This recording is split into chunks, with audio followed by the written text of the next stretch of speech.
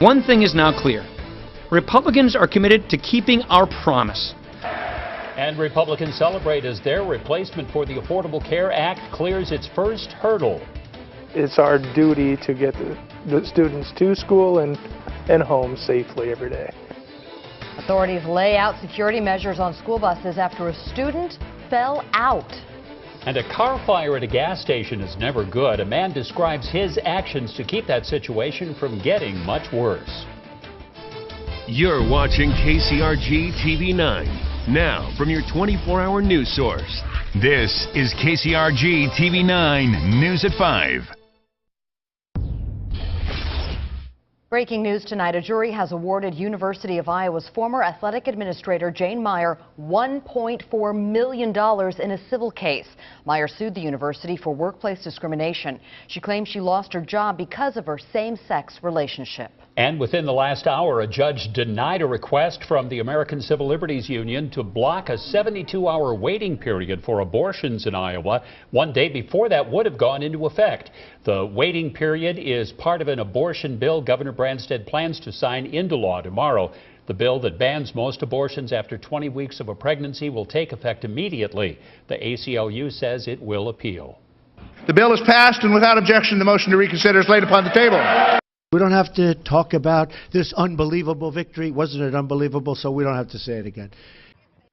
The House narrowly passes a bill to repeal and replace the Affordable Care Act, but not everyone is happy about it. Because they're political cowards who answer to their donors and not their constituents. But there it is in writing, 217 votes for the bill, 213 against. The Republican bill now moves to the Senate, where its future is unknown. Today's vote came just before Congress begins a recess. This was the second time the House tried to pass that bill, but this time they found success, and many are crediting a late amendment. It had to do with pre-existing conditions. It adds $8 billion to help states pay for people with pre-existing conditions, since this new law will allow them to face higher rates if it passes. That helped get moderate Republicans on board. Democrats say this bill will cause millions to lose coverage and say Republicans will have to answer to them. They have this vote tattooed on them. This is a scar they will carry. Republicans say they had to do something because Obamacare is failing. The problems facing American families are real. And the problems facing American families as a result of Obamacare are just too dire and too urgent. While the House takes its recess, the Senate is in session tomorrow and all next week. This is how Iowa's representatives voted. All 3 Republicans voted in favor. Dave Loebsack, being the only Democrat, voted against it. Today, the Senate passed the $1.1 trillion spending bill that will keep the federal government operating through September. Now the bill goes to the president. It includes a $15 billion increase for military spending and $1.5 billion more for border security. Turning to weather with meteorologist Joe Winters, we're hoping some more nice days like this one are ahead. In fact, they are. All the way through the upcoming weekend, we should enjoy some beautiful weather. And just take a look live right now. We have 4 of our city cams live for you. Cedar Rapids, North Liberty, Manchester, Fayette, all showing a partly cloudy sky. The one thing you do notice if you look at our North Liberty city cam is that those winds have been blowing out of the north, so you felt that. But all in all, it has been an enjoyable May day. Despite that north wind, we made it into the mid to upper 60s. There's the current readings across eastern Iowa. They'll hold and then slowly fall as that sun sets tonight. The winds still around from the north up to about 20 miles per hour, and we're expecting a northerly wind to continue through the night at about 10 to 20. For your evening hours, the plan has temperatures dropping through the lower 60s into the upper 50s. We're down to 42 by morning. And yes, there's a lot of nice weather ahead in the 9-day, which we'll show you coming up. Thank you, Joe. A recent incident in South Carolina involving a boy falling out of a bus may cause concern for parents. The second grader fell out of the side emergency door on this school bus. The bus driver pulled over and checked on the 8-year-old, who had only minor injuries. The school district said students accidentally hit a mechanism that forced that door to open up. But we decided to check on school buses here in eastern Iowa to see what safety measures are in place on them. KCRG TV 9's Katie Wiedemann tells us why it's not likely for a student to tumble out of a moving bus. The emergency escape windows on this school bus. We check it ourselves to see if it opens up. have a toggle on the handle. If someone moves it, Window's not opened up yet. I mean, you have to actually push it to get it open. It's got a nice seal to it, but the alarms are going off. that alarm will sound before the window actually swings open, and the driver will immediately and safely stop the bus. The next thing you know, he was gone out the door. Iowa State Patrol Trooper John Stickney made note of the students on the bus in the South Carolina accident. Several were standing up and out of their seats while the bus was moving. Once those students start to get out of their seat, start to horse around, and not do what they're supposed to be doing by the rules of the bus, then anything can happen. Staying in the seats is something school officials stress to students at the West Delaware School District. We do evacuation trainings twice a year with every student in the district. For students here, it's not a matter of if a bus crash happens, but rather when the bus crash happened. The older students helped the younger students out the back of the bus.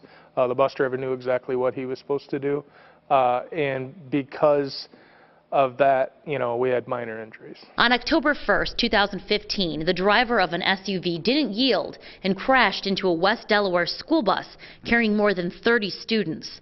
The bus rolled and sent all the students to the hospital. The day of that crash, all those kids, they were sitting like they were supposed to sit, and they all survived the crash. In Manchester, Katie Wiedemann, KCRG TV 9 News. Now, the driver who crashed into that school bus back in 2015 was on meth, and in February, a judge sentenced Monty Klink to a decade in prison for convictions that included operating while intoxicated. A car fire at a gas station could have been much worse. Thanks to a man's quick actions, firefighters were able to keep it under control. KCRG TV 9's Ethan Fickow talked to the man who sprang into action. And Ethan, what did he have to say?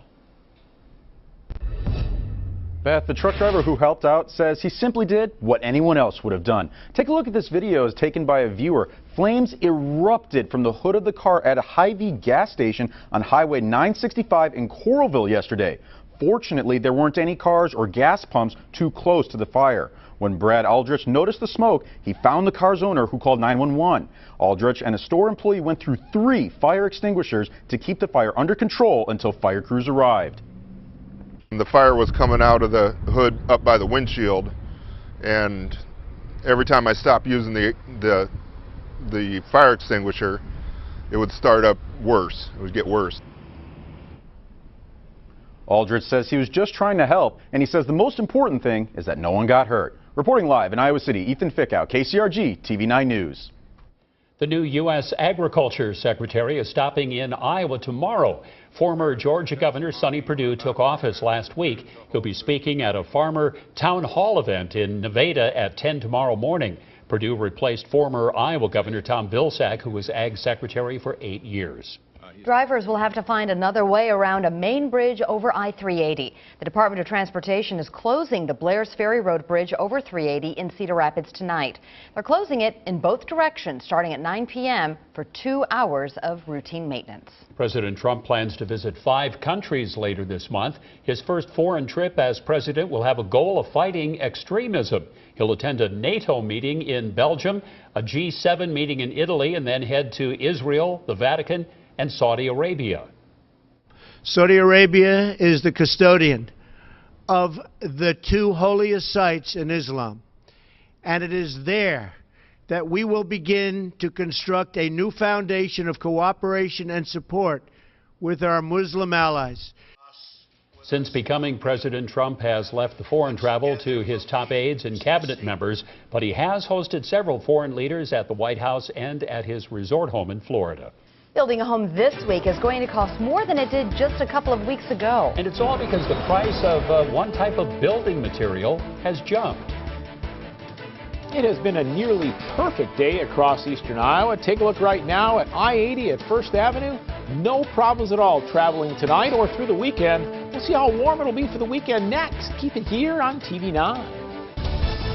You're watching your 24-hour news source, KCRG TV 9, with Bruce Owney, Beth Malicki, and Chief Meteorologist Joe Winters. This is KCRG TV 9 News at 5.